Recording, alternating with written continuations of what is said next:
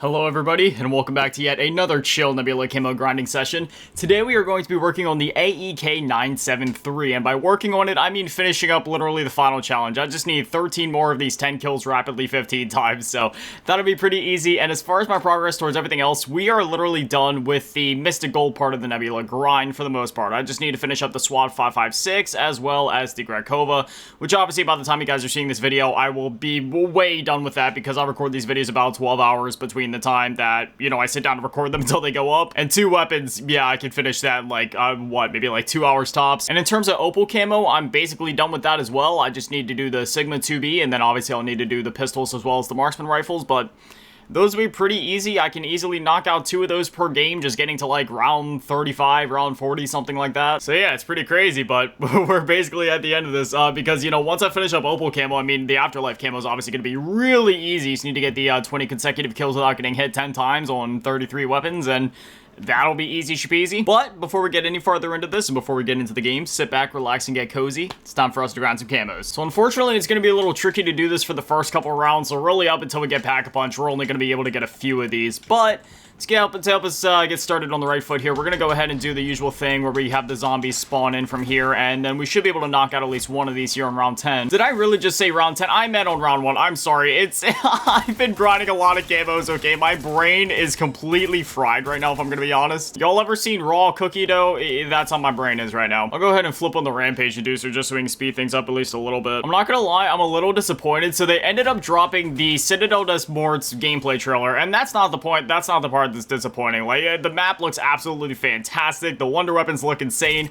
I'm just sad because the trailer was only 1 minute long, man. Like, you know, I was grasping at straws like, oh man, I can't wait to see more about this map. Whatever they got for me, I'm ready for it. I just want to learn more. And then I saw the trailer's length and I was like, I mean, don't get me wrong. It was an action-packed minute. Again, everything about it, like, looks great. I don't have a single negative thing to say about anything that I saw. I'm just sad that I only got a minute-long trailer after them hyping it up like, oh man, the gameplay trailer drops tomorrow, and then it was only as long as a YouTube short. I'm not kidding when I say I have literally been counting down the seconds until that map releases. You guys do not understand how excited I am for Citadel des Morts, or again, I have no idea how you're actually supposed to pronounce that name, so bear with me as I try to figure that out. The fact that we're gonna have a map with 4 elemental wonder weapons. The last time that we had that would have been D Machine, right? Obviously in MWZ we didn't have anything in like that, and then in Vanguard, yeah, I mean, we didn't even have a wonder weapon in Duran Fong or we did have one in Terra Maledicta with the shield, but that wasn't necessarily like, you know, a dedicated wonder weapon in the way that I'm thinking. Then we had Shinonuma, which obviously just brought back the Wonder Waff, and then yeah, same thing in the Archon, where it was just basically all the wonder weapons that we had up to that point. So yeah, the last time that we had 4 elemental wonder weapons would have been at the beginning of Cold War in D Machine with the Die Shockwave. I always love when they have stuff like that, because then obviously every player in the game is able to get the wonder weapon, and even though technically you can do that nowadays in zombies, whether that be through gobblegums or just spinning the box or one thing or another,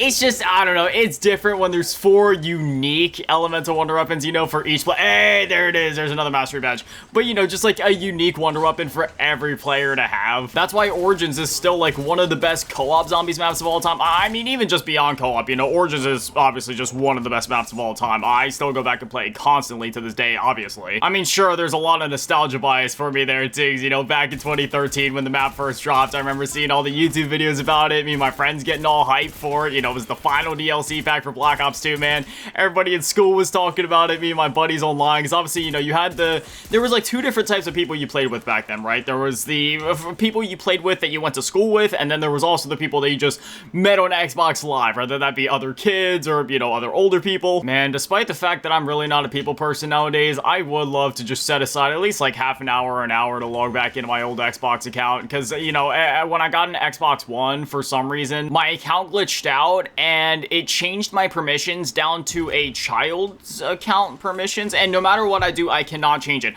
I've gotten in touch with Microsoft, and even on their end, they were unable to fix it for some reason. Like, it's like it kind of works, but it also doesn't. Like, there's certain things I can and can't do, so I basically just had to, like, make a new account and then re-add all my old friends. But obviously, you know, I was one of those people that had my friends list, like, always maxed out. If I wanted to add somebody else, unfortunately, I'd have to, like, remove somebody I hadn't talked to in a long time, because they had, like, that 100 friend limit back in the day. But obviously, with me having a full friends list, I wasn't able to add everybody, so there's some folks that I wasn't able to add, so there's some folks that I just, you know, I lost touch with after 2016. It was also always pretty cool when you'd have, like, those friends online where you'd meet them on one game or just at, like, sometime, and then you guys would be friends for a while and be talking, and then you have, like, another friend that you find online, and then later on you'd find out that those two people actually know each other. Like, that happened multiple times, surprisingly, back in the day. And then it was also pretty cool whenever you and those people also happen to be into the same type of game, so, you know, you'd meet on, like, Modern Warfare 2 or Black Ops 2 or Black Ops 1 or whatever, and then you guys would also both have, like, GTA 4s, and you go and play that, and then later on when GTA Online came out, because that was, like, at the end of the 360 generation, you know, then you had people that were playing that, and then Minecraft, obviously. Now, see, I was one of those kids where I've never had a bias for video games. I've never had a favorite console. I've never had a favorite FPS game.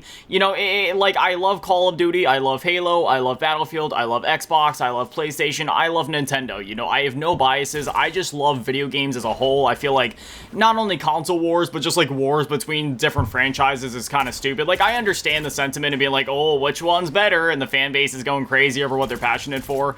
But I just love media as a whole. I just love the art form of video games in general. You know what I mean? So considering that that's my mindset, it was always really cool whenever I met other kids with that same mindset and we meet on, you know, like Black Ops 1 or whatever, but then they'd also be like, hey, you know, I'm also into Halo, and we both go on, like, Halo Reach and play the firefight over there.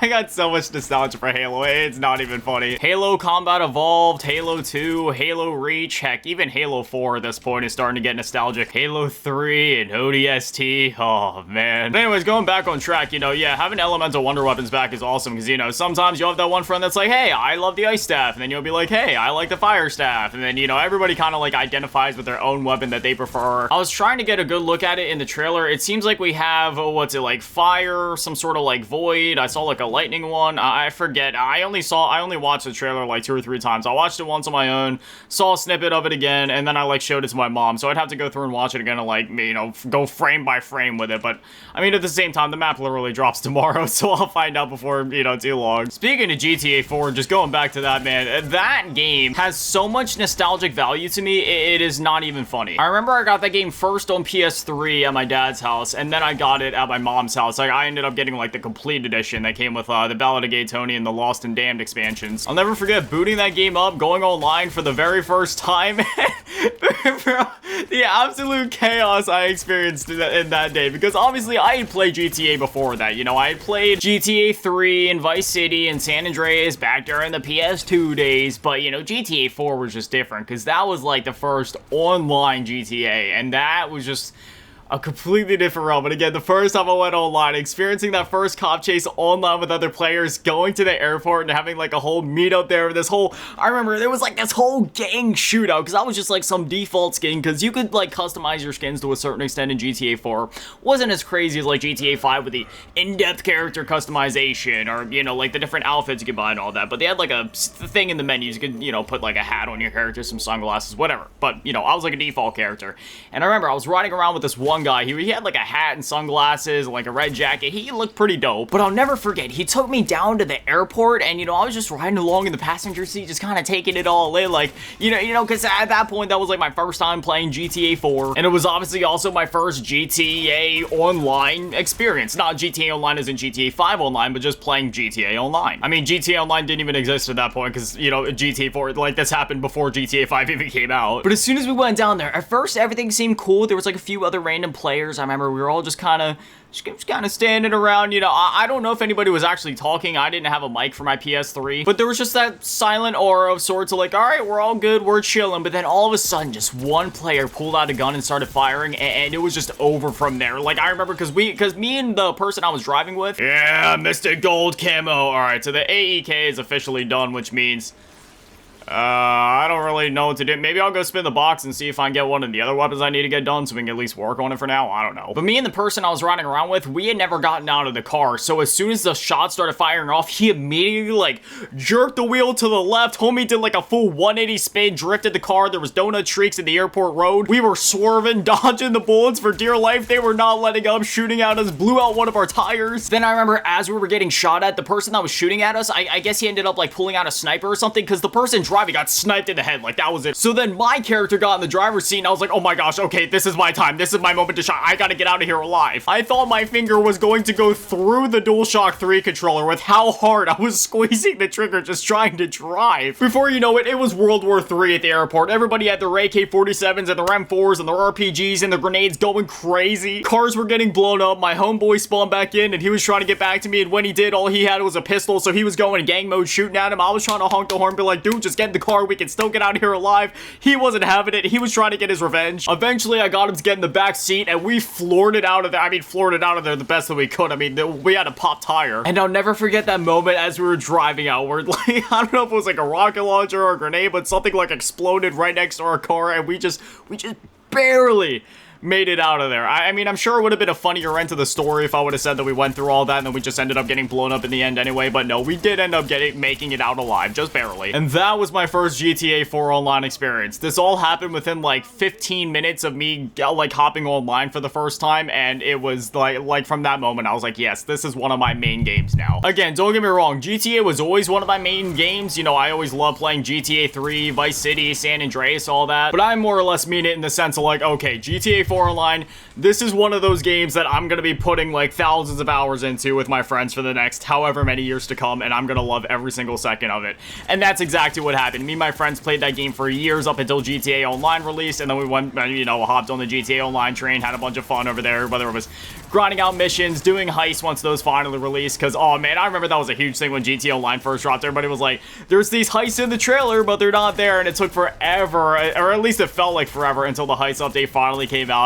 And then we finally got the Pacific Standard and the Fleece Job and the Prison Break and all that stuff. And it was just absolutely glorious. But again, even after GTA 5 Online came out, me and my buddies still went back and played GTA 4 quite a bit. Because again, that game is just timeless, man. It's such an amazing game. That's not even to talk about the single player, which, let me just say, that is one of the best single-player experiences of all time. If you haven't played GTA 4 Story before, you have to. I won't spoil it or anything, but GTA 4 does also have multiple endings, and yet despite that, both endings work in their own way. It's not like a clear-cut, oh, this is a bad ending, this is a good ending. Like, they just work, and that's what I love about Rockstar games too. You know, they can have multiple endings, yet they all still feel canon or like they would work in some way. Again, I won't go into spoiler territory for like GTA 5, but I will always say that option C for that game always just felt canon in my mind. That's how I saw it, at least. That's the option that I've always gone with. I've seen videos of the other endings, but I've never personally chosen them myself, just because I find C to be like the most canon ending or whatever. But going back on track, man, I can't wait for GTA 6. Lord only knows how many memories will be made on that game's online once it comes out. I really wanted to exfil, but yeah, they dropped an abomination on me, so it just didn't happen. Oh well, tis what it is. At least we got our gold camo. I always get butthurt anytime that I fail an exfil, because it's like, man, I could have used that XP. Well, that's that. We're even closer to the end game now. I just got to do the Grakova and the SWAT 556, and then, yeah, I'll have all of a Mystic Gold. So by the time I see you guys again, I'll have Afterlife camo and be on the final stretch of the grind to Nebula. So, yeah, we'll have it within the next day or two, and man, it sucks because the new Zombies map is about to drop, so I know that's going to interfere with my Nebula grind, but I hate to say this, I might just have to not play the new map until I unlock Nebula. I don't want to even say that out loud, but until I unlock Nebula on at least one weapon, I'm sorry, I think that's just what I have to do. But anyways, yeah, I guess I got some grinding to do, so we'll leave it there. But anyway, as always, massive shout out to all the patrons and channel members. Say good all doing the low baller tier, and an even bigger shout out to the big baller tier, Malasking, and Big Dad Manny, and the biggest shout out to the G tier, running Vince on the Cheese Girl. Thank you guys so much, guys. You're literal legends. I love you. Kuroni Dodoki Arigato gozaimasu. Have an amazing day. Stay beautiful. I love you all. Peace.